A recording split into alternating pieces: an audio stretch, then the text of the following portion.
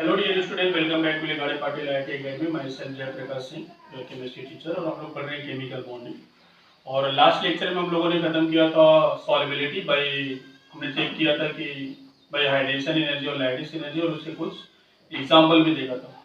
तो हमने आपको बोला था कि आपको याद रखना है क्योंकि दोनों लैटिस एनर्जी और हाइड्रेशन एनर्जी दोनों डाउन ग्रुप क्या होते थे, डिक्रीज, तो उसके वेरियस हमने एग्जाम्पल देखे थे। तो आज के पार्ट में हम लोग पढ़ेंगे कि आयनिक बॉन्ड ऑलरेडी खत्म हो गया है, और आयनिक बॉन्ड में आज के लेक्चर में क्या पढ़ने वाले हैं कि कोई भी जो कंपाउंड होगा ये जरूरी नहीं है कि 100% क्या होगा, आयनिक। तो अगर कोई ऐसा नहीं है कि 100% आयनिक होगा, उसके लिए क्राइटेरिया है कि 100% आयनिक नहीं होगा। तो अगर 100% आयनिक नहीं है तो कुछ न कुछ परसेंट दूसरा बॉन्ड आता होगा, जो हम लोग आगे पढ़ने वाले जिसे बोलते हैं कोवैलेंट बॉन्ड। तो कोवैलेंट बॉन्ड कब बनता है? जब इलेक्ट्रोनेगेटिविटी सेम होगा। तो अगर इलेक्ट्रोनेगेटिव, हमने लिखा था एक जगह कि इलेक्ट्रोनेगेटिव डिफरेंस अगर 1.7 से ज्यादा होगा तो आयनिक बॉन्ड बनेगा। लेकिन ये जरूरी नहीं कि हर आयनिक बॉन्ड में 100% आयनिक कैरेक्टर हो। अगर 100% नहीं हुआ, सोचो कि 90% ही आयनिक कैरेक्टर है, तो 10% किसका नेचर होगा? Covalent nature. अगर सोचो किसी बॉन्ड में 60% आयनिक कैरेक्टर है तो 40% क्या होगा? कोवेलेंट कैरेक्टर होगा। तो अब वही चीजें हमें फाइंड आउट करना है कि किस बॉन्ड में, किस कंपाउंड में कितना परसेंट या किस कंपाउंड के कोवेलेंट कैरेक्टर ज्यादा होगा या किस कंपाउंड का आयनिक कैरेक्टर ज्यादा होगा। हमने अभी तक पढ़ा कि आयनिक बॉन्ड मतलब आयनिक कंपाउंड बनते कैसे हैं। तो आयनिक कंपाउंड बनाने के लिए हमने देखा कि कैटायन और एनायन दोनों क्या होंगे? कंबाइन। तो वहां पे जो कंपाउंड बनता है उस कौन सा होता है? Ionic compound. और जो दोनों एटम को बांध के रखता है, जो बॉन्ड बनता है, उसको क्या बोलते हैं? Ionic bond. ये हमने पढ़ रखा। तो उसकी कैरेक्टरिस्टिक भी पढ़ा कि इसकी सॉल्युबिलिटी क्या होगा, इसकी डेंसिटी क्या होगा, इस बाकी चीजें हमने पढ़ा। और नेक्स्ट हम लोग लास्ट में पढ़ा था कि solubility, hydration energy, lattice energy. But अब हमें उसमें फाइंड आउट करना है कि अगर कोई कंपाउंड अगर 100% आयनिक नहीं हुआ तो कुछ न कुछ परसेंटेज उसमें दूसरे बॉन्ड का नेचर होगा। That bond should be the covalent bond. और कितना होगा, किसकी कोवैलेंट कैरेक्टर ज्यादा होगा, किसकी आयनिक कैरेक्टर ज्यादा होगा, यही आज के लेक्चर में हम लोग सीखेंगे। तो this is given by a scientist Fajan. तो हम लोग पढ़ेंगे, पहला लिखेंगे हेडिंग कि polarisation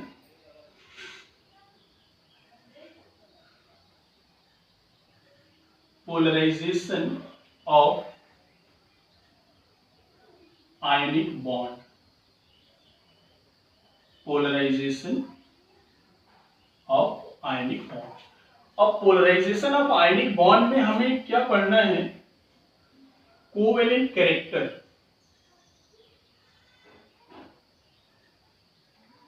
covalent character in ionic bond. देखिए, अभी तक आज के लेक्चर के पहले हमने कोवेलेंट का नाम ही नहीं लिया, बस एक जगह कैटेगराइज किया था कि nature of bond, ionic bond, covalent bond and metallic bond होता है। लेकिन उसके बाद हमने कभी कोवेलेंट बॉन्ड नहीं बताया आपको। अभी तक हम आयनिक बॉन्ड ही पढ़ रहे थे। तो आयनिक बॉन्ड में कितना, कौन सा कोवेलेंट कैरेक्टर होगा और कितना होगा, उसी को हम लोग पढ़ने वाले हैं। This is given by a scientist फजान्स। इसको हम लोग बोलते हैं फजान रूल भी बोलते हैं। तो the scientist, name of scientist is the Fajan, और उसको फजान्स रूल कहते हैं, जिससे हम लोग पढ़ेंगे कि हम किसी कंपाउंड, आयनिक कंपाउंड में कितना परसेंट कोवेलेंट होगा और किसकी कोवेलेंट कैरेक्टर ज्यादा होगा, वो सारी चीजें हम लोग यहाँ पे सीखेंगे। तो अकॉर्डिंग टू फजान, उसने क्या देखा कि जब कोई आयनिक कंपाउंड बनता है तो आयनिक कंपाउंड बनाने के लिए एक कैटायन होता है और एक क्या होता है? एनायन होता है। ठीक, यही तो होता है। जब कभी भी कोई आयनिक कंपाउंड प्रोसेसिंग होता है बनने के लिए, आयनिक बॉन्ड फॉर्म होने के लिए, तो तभी बनेगा there should be a cation और anion. After interacting, after combination, there form the ionic compound. तो वैसे ले लिया हमने कि एक कैटायन है, एक एनायन है, और कैसे फॉर्म होते होंगे? तो जब कैटायन और एक एनायन एक डिस्टेंस पे आप रखेंगे, अट्रैक्टिव डिस्टेंस पे, तो कैटायन और एनायन एक दूसरे को अट्रैक्ट करेंगे।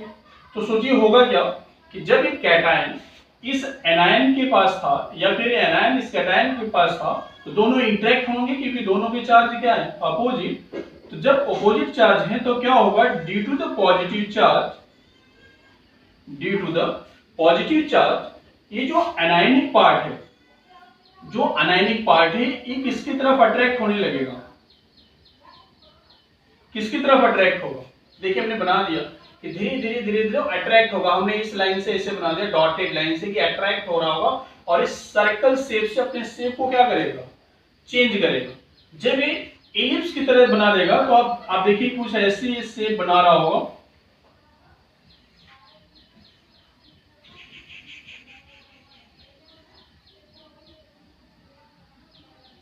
कुछ ऐसे, कुछ इस टाइप का शेप बन गया जब ये इंटरेक्ट हो रहा होगा। तो जब ये इंटरेक्ट होगा मतलब अभी इंटरेक्शन पॉजिटिव और नेगेटिव चार्ज का इंटरेक्शन हो गया, पॉजिटिव और नेगेटिव चार्ज का इंटरेक्ट हुआ। और यहीं पे जो बीच में हमने ये डैश दिया हुआ है, ये जो एरिया है, ये जो रीजन है, इसमें कुछ पार्ट किसका है, पॉजिटिव का, इसमें कुछ पार्ट किसका है, नेगेटिव का। Means this part is form by sharing of cation and anion. और जब भी कभी शेयरिंग होता है उसको क्या बोलते हैं, कोवेलेंट नेचर। मतलब जब दो की इलेक्ट्रोनेगेटिविटी सेम हो और दोनों के बीच में पार्टनरशिप बनाना है तो पार्टनरशिप तभी बनेगा जब दोनों की कैपेसिटी सेम हो। और कैपेसिटी सेम होगा तो किस टाइप का बॉन्ड होगा, covalent bond. But ionic bond कब बनता है, जब एक की कैपेसिटी ज्यादा हो, मींस इलेक्ट्रोनेगेटिविटी की टर्म में एक की इलेक्ट्रोनेगेटिविटी ज्यादा हो, एक की इलेक्ट्रोनेगेटिविटी कम हो। तो जिसका कम होता है वो कैटायन बनाता है, जिसका ज्यादा होता है वो क्या बनाता है, एनायन बनाता है। तो वहां पे आयनिक कम। अभी भी हमने वही लिया, एक कैटायन और एक क्या है, एनायन। बट ऐसी भी सिचुएशन आ सकते हैं कि वो कैटायन उस एनायन को अपनी तरफ अट्रैक्ट करेगा, तो अट्रैक्ट करेगा तो कुछ इस टाइप में अपने सर्कल शेप को इसमें कन्वर्ट कर देगा। जब इसमें कन्वर्ट करेगा तो आपको देखो ऐसा दिख रहा है। तो अगर ऐसा कभी होता है तो इसी पर्टिकुलर नेचर को या इसी फॉर्मेशन को बोलते हैं कोवेलेंट नेचर, कोवेलेंट नेचर। या फिर इसी को बोलेंगे कि कोवेलेंट बॉन्ड का फॉर्मेशन हो रहा है, फॉर्मेशन ऑफ कोवेलेंट बॉन्ड। ठीक है। अगर इंटरेक्शन, एक चीज और भी ध्यान रखिए कि अगर इंटरेक्शन ये मान लेते हैं कैटायन है और ये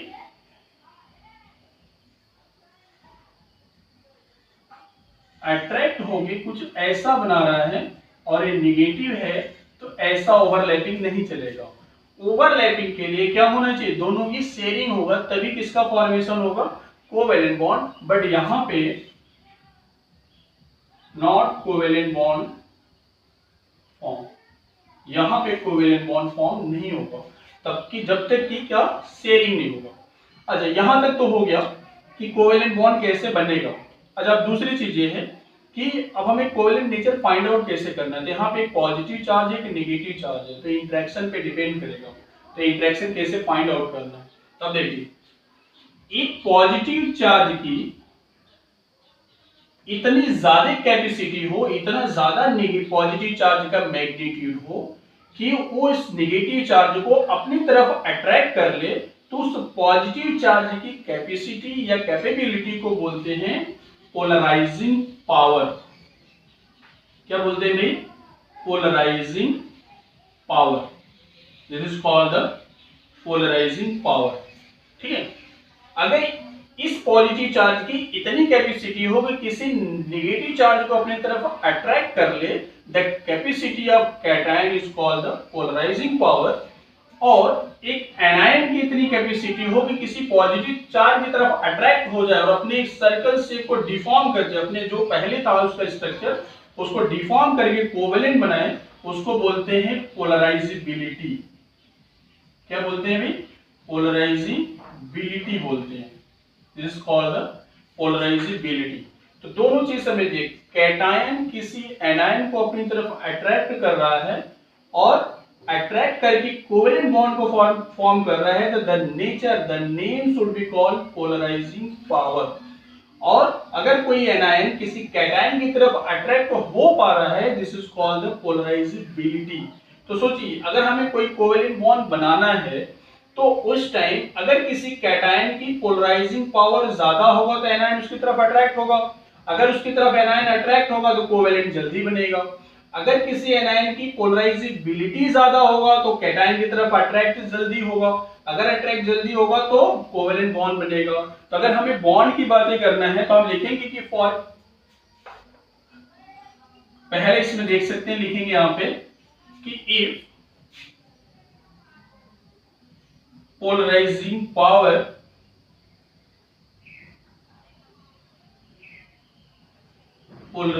पावर इंक्रीजेस, तो कोवेलेंट नेचर क्या होगा, कोवेलेंट नेचर क्या होगा भाई, कोवेलेंट नेचर भी क्या होगा, इंक्रीजेस। जितना इसको अट्रैक्ट करेगा उतना ही जल्दी बॉन्ड बनेगा। तो पोलराइजिंग पावर अगर इंक्रीज करेगा तो कोवेलेंट नेचर भी क्या होगा, इंक्रीज। नेक्स्ट इफ, सेकेंड भी देखिए, इफ पोलराइजेबिलिटी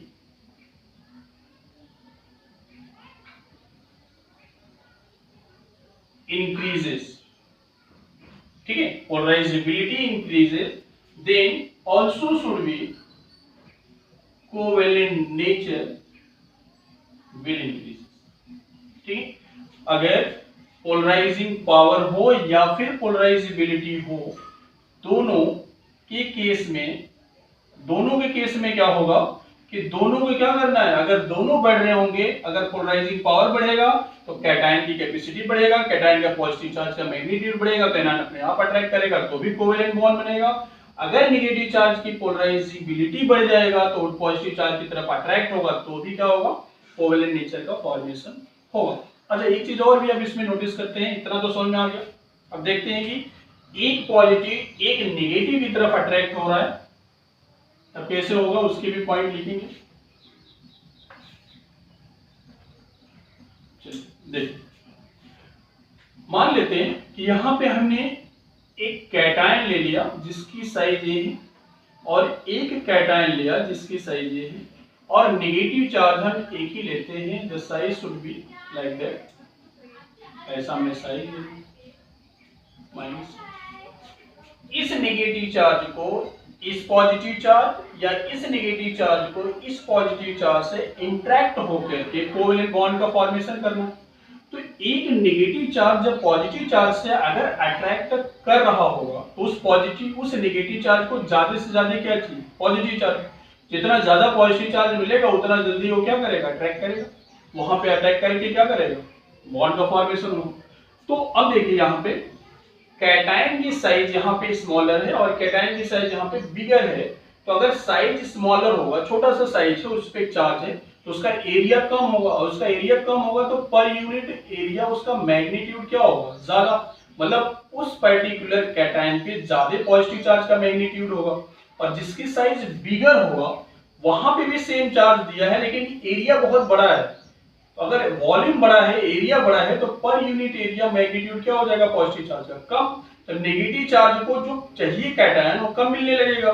तो इंटरेक्शन या अटैक कहां पे पहले करेगा, जिसकी साइज क्या होगा, स्मॉलर। तो इसकी जो साइज जितना स्मॉलर होगा उतना ही क्या होगा, जितना साइज स्मॉलर होगा उतना ही क्या होगा, पोलराइजेबिलिटी, उतनी जल्दी कोवेलेंट बॉन्ड बनेगा। तो हम लिखेंगे कि पोलराइजेबिलिटी, पहला पॉइंट लिख लेते हैं,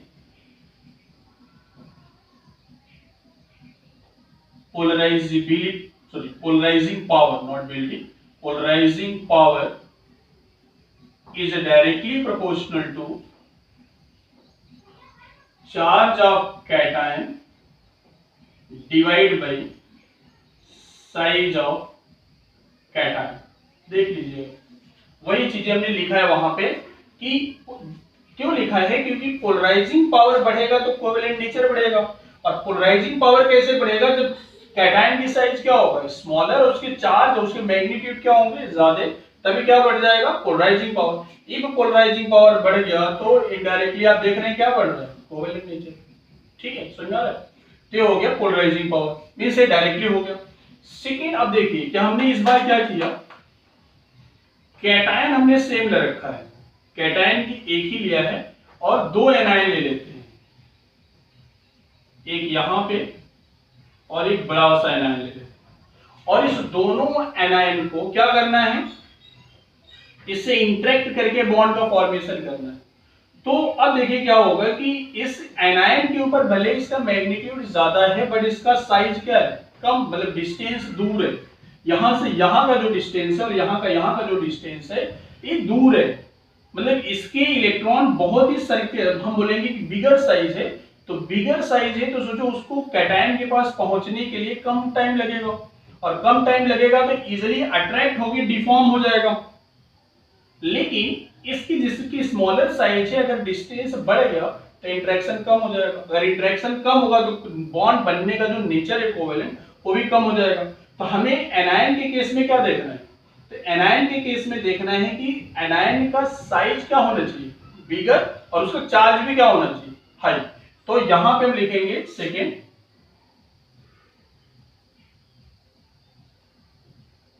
polarisability is directly proportional to क्या होना चाहिए, पोलराइजिबिलिटी क्या होना चाहिए, directly proportional to size of anion. Size of क्या, anion, size of anion and directly also proportional to क्या होना चाहिए, चार्ज ऑफ एनायन। अब इन दोनों पॉइंट को अब अच्छे से ध्यान रखिए। पोलराइजिंग पावर बढ़ा तो कोवेलेंट नेचर बढ़ा, और पोलराइजिंग पावर किसके ऊपर डिपेंड करेगा, चार्ज ऑफ कैटायन, और इंडिपेंडेंट किस पे है या फिर इन्वर्सली किसके है, साइज ऑफ कैटायन के। पोलराइजिबिलिटी, पोलराइजिबिलिटी किसके ऊपर डिपेंड करता है, anion. Polarisability directly proportional to size of anion and also charge of anion. तो पोलराइजिबिलिटी भी बढ़ेगा तो कोवेलेंट नेचर भी क्या होगा, बढ़ेगा। तो अब अकॉर्डिंग टू अगर हम बात करें तो फजान का अगर हम बात करें कंक्लूजन क्या है, according to Fazan,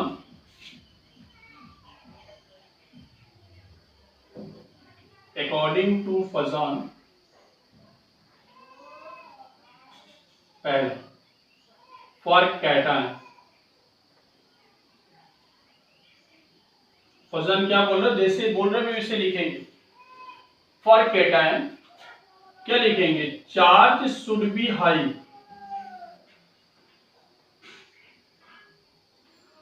charge should be high, high मतलब ज्यादा चार्ज होगा, मैग्नीट्यूड ज्यादा होगा, and size should be small.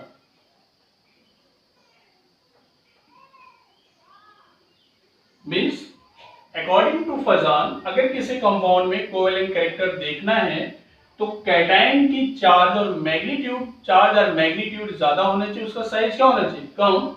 Second, for anion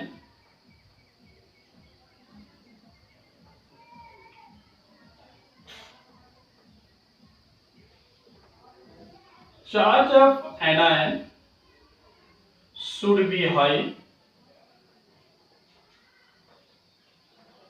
और साइज भी क्या होना चाहिए उसका, हाई, लार्ज, एंड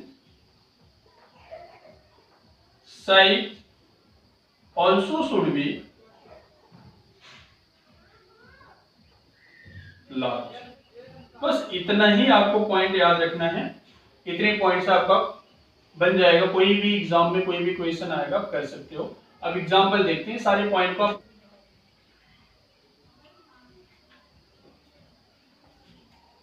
एग्जाम्पल चल देखते हैं।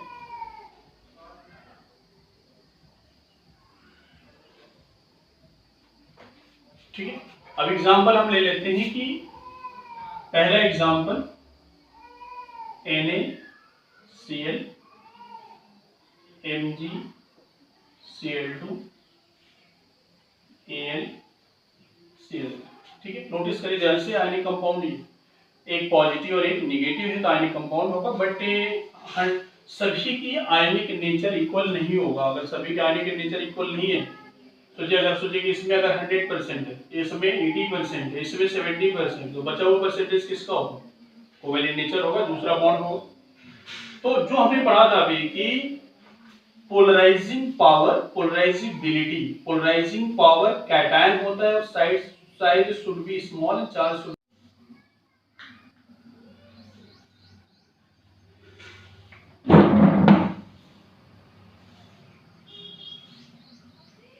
ठीक है, तो एग्जांपल देखिए NaCl, MgCl2, AlCl3।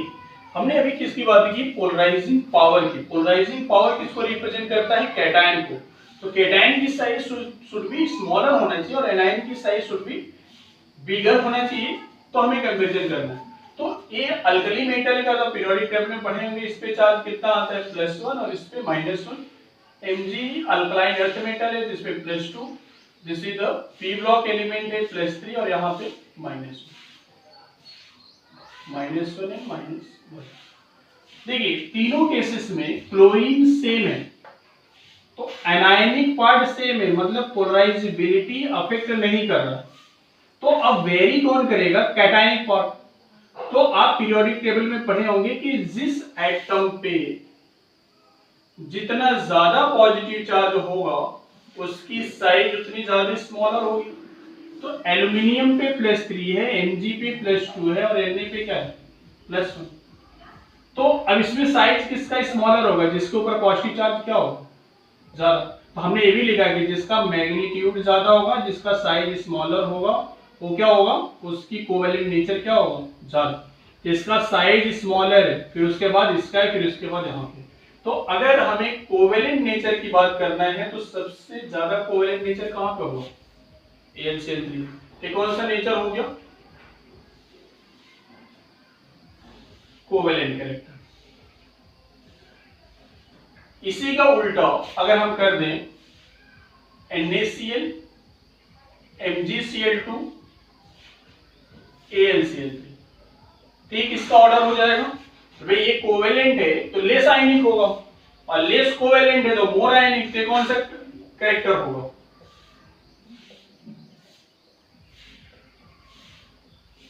आयनिक कैरेक्टर। ठीक है, अब पिछले फिजिकल प्रॉपर्टी अब देखिएगा, आयनिक बॉन्ड में लिखा है कि उनकी बॉइलिंग पॉइंट और मेल्टिंग पॉइंट क्या होता है? ज्यादा। तो बोलेंगे कि यही ऑर्डर किसका होगा? किसका ऑर्डर होगा? मेल्टिंग पॉइंट का ही। तो जो कोवेलेंट का ऑर्डर होगा उसका ऑपोजिट किसका ऑर्डर होगा? आयनिक का होगा। और जो कोवेलेंट का होगा उसका ऑपोजिट क्या होगा? मेल्टिंग पॉइंट होगा। देख लीजिए नेक्स्ट एग्जांपल देखिए।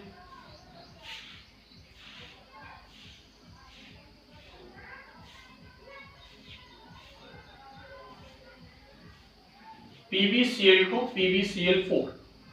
PbCl2, PbCl4 में Cl पे -1 और इसके ऊपर चार्ज +2। जिनको लग रहा होगा कि सर +2 है बट -1 दिए, बट एक क्लोरीन का माइनस है, दो क्लोरीन का -2 होगा, बट लिखेंगे क्लोरीन पे -1। क्लोरीन पे कभी -2 नहीं आएगा, बट पर क्लोरीन -1 होगा। देयर आर 2 क्लोरीन, तो 2 - 2 प्लस। यहाँ पे 1 chlorine 1 minus, there are 4 chlorine 4 minus, तो यहाँ पे प्लस कितना हो जाएगा? 4। तो +2 -2 +4 -4। किसकी मैग्नीट्यूड ज्यादा है चार्ज का? मोर। हमने दोनों में लिखा है, चाहे पोलराइजिंग पावर हो चाहे पोलराइजेबिलिटी हो, दोनों में चार्ज शुड भी हाई होना चाहिए। तो यहाँ पे +4 -4, यहाँ पे +2 -2। किसका चार्ज ज्यादा है? +4 का। इसका कोवेलेंट नेचर क्या होगा? This is the covalent nature. अगर इसकी PbCl2, PbCl4, तो ये किसका नेचर है? आयनिक नेचर। और यही क्या है? मेल्टिंग पॉइंट का भी ऑर्डर। ठीक है, थर्ड एग्जांपल देखिए।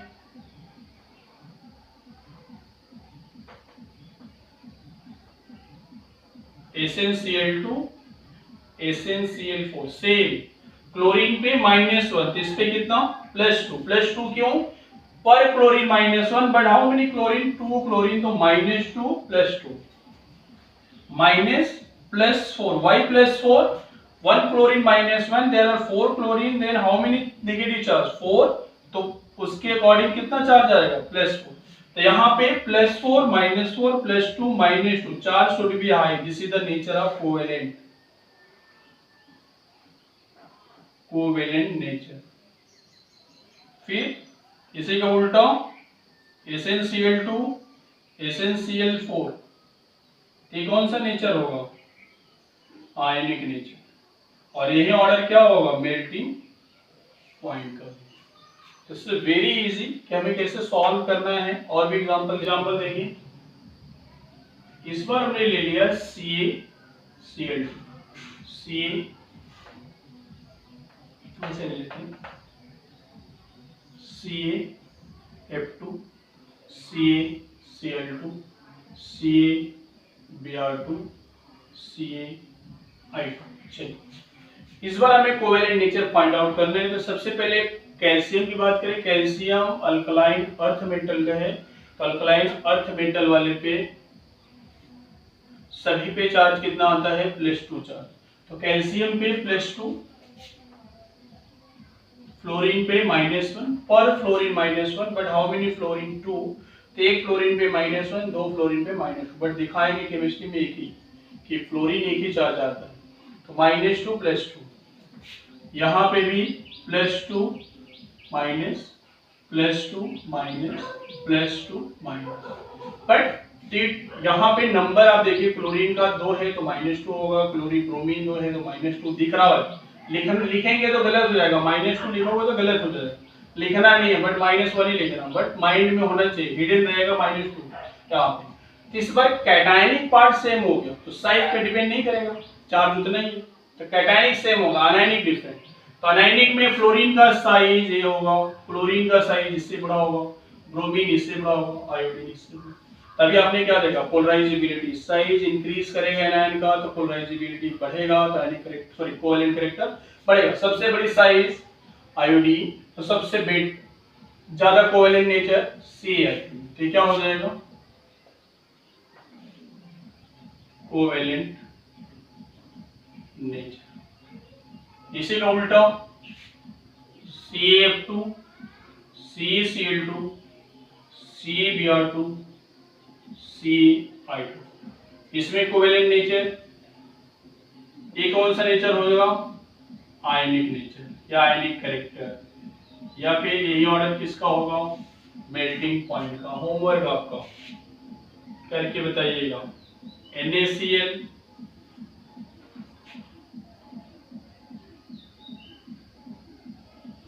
NaBr, NaF, NaI, covalent nature आपको फाइंड आउट करना है, ठीक है। दूसरा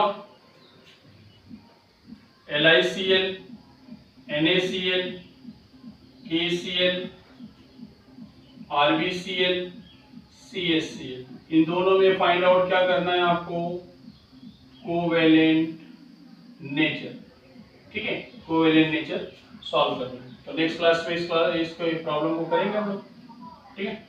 आप अच्छे से फजान रूल एक टॉपिक है जिसपे प्रॉब्लम आते हैं, मेल्टिंग पॉइंट, आयनिक करेक्टर, कोवेलेंट करेक्टर, कैसे सॉल्व करना है, क्या रूल है, क्या कॉन्सेप्ट है, ये देख लीजिएगा। यहाँ तक आप प्रॉब्लम वर्कशीट में होगा, ढूंढ के कर लीजिएगा। नेक्स्ट क्लास में हम लोग स्टार्ट करेंगे कोवेलेंट बॉन्ड, तो ionic bond up to here completed. Next lecture में स्टार्ट करेंगे कोवेलेंट, ठीक है। आज के लिए इतना ही, थैंक यू।